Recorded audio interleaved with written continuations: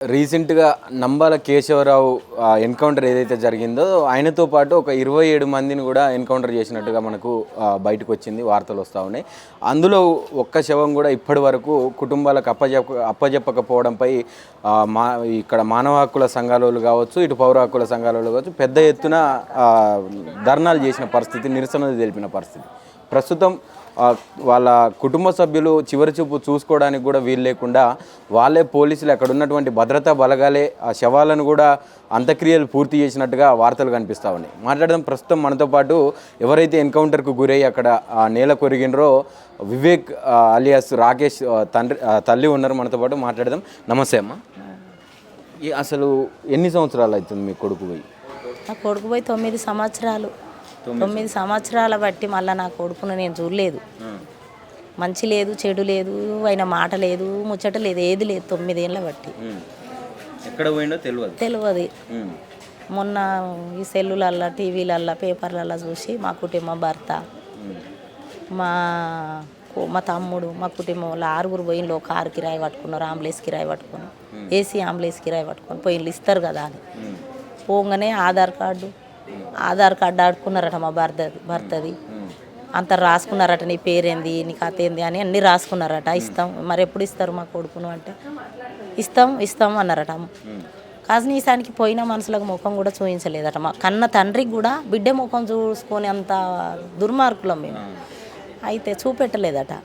ఇవాళ ఇస్తాం, రేపు ఇస్తాం, ఇవాళ ఇస్తాం, రేపు ఇస్తాం అని వీళ్ళను అదే ఇటు పోలీస్ స్టేషన్ పోమంటానులట. ఆ నుంచి మళ్ళీ ఈ పోస్ట్ మార్టం రూమ్ కాడికి పోమంటానులట. వాళ్ళని అదే దింపుతానులట.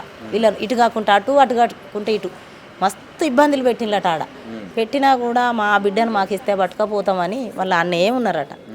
ఉన్నాక ఇక అసలు ఇచ్చుడు లేదు, ఏం లేదు. మరి నా బిడ్డను నాకు ఇవ్వాలి కదా, కాలబెట్టి అక్కడ నీకు ఎవరిచ్చిళ్ళు ఇయ్యరు కదా. ఇప్పుడు ఎవరికైనా, ఇప్పుడు ఇప్పుడు ఏ ముఖ్యమంత్రినైనా మా సొంటోళ్ళం కాలబెడతామా? తన పిల్లలే కాలబెట్టుకుంటారు, తన తల్లిదండ్రులే కాలబెట్టుకుంటారు. ఇప్పుడు మోడీ గానికంటే ఎవరు లేడుకోవచ్చు గతి వానికి కాలబెట్టేదానికి. కానీ మరి ఇప్పుడు నా బిడ్డను నాకు ఇవ్వాలి కదా అని నేను కోరుకుంటున్నా. అసలు ఎందుకు చేస్తుందంటావు ఈ మరణకాండ? ఒక పక్క ఉగ్రవాదులు వచ్చి దేశంలో ఉన్నటువంటి వాళ్ళని చంపితే వాళ్ళ మీద ప్రతీకార చర్యగా తీసుకోకుండా కొంతవరకు తీసుకొని వాళ్ళతోని శాంతి చర్చలు జరిపారు, సీజ్ ఫైర్ చేసిరు, ఫైరింగ్ ఆపేసారు. మరి వీళ్ళు ఎందుకు ఏం చేస్తూ ఉన్నారు? వీళ్ళు అసలు అంతకంటే ఎక్కువ వీళ్ళెంబడి పడాడు. ఎందుకు అంటే ఇక్కడ ఆదివాసుల కింద పెద్ద అవి ఉన్నాయట. అవి దోసుకోవాలి సంపతులు, అవి దోసుకొని వేరే దేశానికి అమ్మాలని ఈ నక్సలేట్లు అన్నదే లేకుండా చేస్తే, ఈ ఆదివాసులను చంపితే ఇదంతా మేము దోసుకొని వేరే రాష్ట్రం అల్లుములు సగం కాలు కొట్టుకుంటూ వస్తాడట. కొట్టుకుంటూ వచ్చి ఆ సంపతులన్నీ వేరే దేశంలోనికి అమ్మి ఫ్యాక్టరీలు అదోటి ఇదోటి కట్టుకుందామని ఆదివాసులను చంపుతాను, ఇటు వీళ్ళని చంపుతాను. చంపి అదంతా అమ్ముకుంటాడు, దోసుకుంటాడు. ఎవరు మోడున్న అనుసకాడు.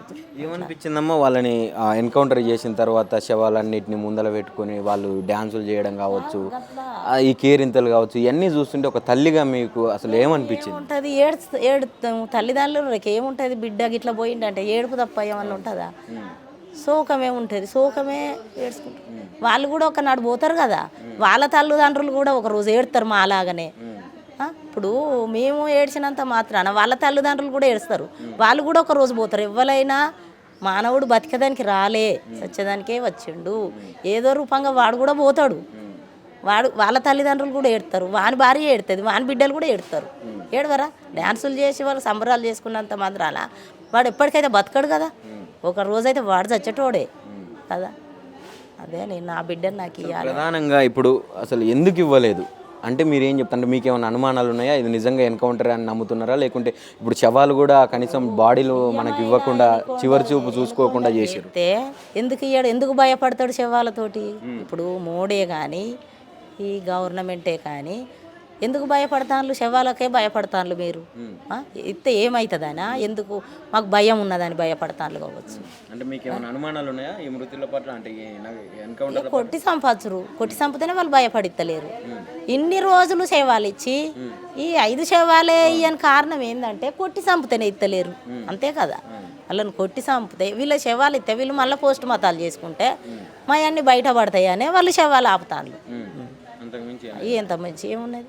అందుకే ఆపుతానులా అని మాకు అనిపిస్తుంది. ఏం చెప్పదలుచుకున్నావు ఇప్పుడు అటుపక్క నరేంద్ర మోడీకి కావచ్చు, ఇటు అమిత్ షా కావచ్చు, ఒక డెడ్ లైన్ పెట్టి అసలు నక్సలైట్లను మొత్తం అంతం చేస్తాం, ఈ అడవులలో నక్సలైట్లు అనేటోళ్ళు ఉండకుండా చేస్తాం భారతదేశం వల్ల చెప్తాం. ఇలా వేలాది మంది పోలీసు వాళ్ళని దించవచ్చు.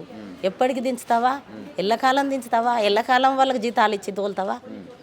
ఇప్పుడు ఒక ఏడాది తోలుతావు కావచ్చు, మళ్ళీ ఏడాదికి మళ్ళీ పోరా. ఇప్పుడు ఇసుక పుట్టి ఎవరైనా పోతూనే ఉంటారు, మళ్ళీ ఏడాది పోతారు, మళ్ళీ ఊక చంపుకుంటూనే ఉంటావు వాళ్ళను. నువ్వు ఎన్నేళ్ళు ఉంటావు? 5 ఏళ్ళు ఉంటావు కావచ్చు, ఇంకో 5 ఏళ్ళు ఉంటావు కావచ్చు, అంతే కదా. 5 ఏళ్ళే నీ రాజ్యం, ఎప్పటికి ఉండదు కదా. అదే నేను కోరుకుంటున్నా, ఇది కోరుకునేది నా బిడ్డను నాకు ఇవ్వాలి అని కోరుకుంటున్నా నేను. ఇప్పటికి కూడా నా బిడ్డను బొక్కలను నా ఒళ్ళెత్తే నేను దానం చేసుకుంటా. లేకుంటే రాకేష్ తీసుకున్నది అది విలువగలేదే మరి. ఇప్పుడు కొందరు బిడ్డలు తల్లులు ఏమనుకుంటారు, నా కొడుకులు చదువుకోవాలి, జాబ్ చేయాలి, నన్ను సాదాలి అనుకుంటారు. ఇప్పుడు చదువుకున్న వ్యక్తి కూడా నేను మంచిగా ఆఫీస్లో కూర్చోవాలి, జాబ్ చేయాలి, నేను నౌకరు చేయాలి, నా కుటుంబం వాళ్ళని చదువుకోవాలి అనుకుంటారు. నా బిడ్డ ఏమనుకున్నది, మా తల్లిదండ్రులను జాత ఏముంటుంది, వాళ్ళు ఎట్లనన్నా బతుకుతారు, నేను ప్రజాసేవ చేస్తే ప్రజలలో ఉండిపోతా, నేను గొప్పోని అవుతా, ప్రజాసేవ చేసినోని కావాలి అనుకుని నిర్ణయం తీసుకున్నాను. అది మంచిదా చెడుదా? ఏమనిపిస్తున్నదమ్మా, గర్వంగా ఉన్నదా నీ బిడ్డ తుపాకీ తూటాలకు బలైనందుకు? గౌరవమే ఉన్నది. తూటాలకు అయితే ఎప్పటికున్నా మరణం మానవునికి తప్పది. ఇప్పుడు ఎంతమంది గిట్లా పోతా అంటే యాక్సిడెంట్లు అవుతాను, తాగి సత్తాన్లు, ఎంతోమంది సత్తాన్లు, వయసు వాళ్ళే గింత పిల్లలే తాగి సత్తాన్లు ఈ రోజులల్లో. కానీ నా బిడ్డ పోయి ప్రజాసేవ చేసినందుకు గౌరవపడుతుంది. ఇప్పుడు నా బిడ్డ ఒక 10 మందికి సాయం చేసిండు. ఇప్పుడు ఒక 10 మందికి సాయపడ్డాడంటే నాకు మస్తు సంతోషంగా ఉన్నది. నా బిడ్డ కడుపు తీపికి ఏడుస్తాను కానీ నాకు మస్తు గౌరవం ఉన్నది. నా బిడ్డ గొప్పోడయ్యిండు, ఒక ప్రజాసేవ చేసేటోడు అయ్యిండు, 10 మందికి ఉపయోగపడ్డాడు. ఇంకొక 10 సంవత్సరాలు బతికితే ఇంకా చాలా మందికి ఉపయోగపడేటోడు కదా అని అనుకుంటున్నాను నేను. ఇది ఒక కన్న తల్లిగా తన ఆవేదన వ్యక్తం చేస్తూనే ఒక పక్క నాకు చాలా గర్వంగా ఉంది, నా బిడ్డ ప్రజల కోసం చనిపోయినందుకు. వాళ్ళు తుపాకీ తూటాలకు బలైనప్పటికీ కూడా నాకు చాలా గర్వంగా అనిపిస్తూ ఉన్నది. నా బిడ్డ చనిపోయిన చావుకు ఒక అర్థం ఉన్నది, 10 మంది కోసం చనిపోయిండు, ప్రజల కోసం చనిపోయిండు అని చెప్పి కూడా గర్వంగా ఫీల్ అవుతూ, ఇంకో పక్క నాకు అంత్యక్రియలు చేసినా పర్వాలేదు, ఆ బొక్కలైనా నా చేతిలో పెట్టండి అని చెప్పి డిమాండ్ చేస్తూ ఉన్న పరిస్థితి చూస్తూ ఉన్నాను. కెమెరా పర్సన్ రాఘవేంద్రతో నవీన్, ఆద్య టీవీ.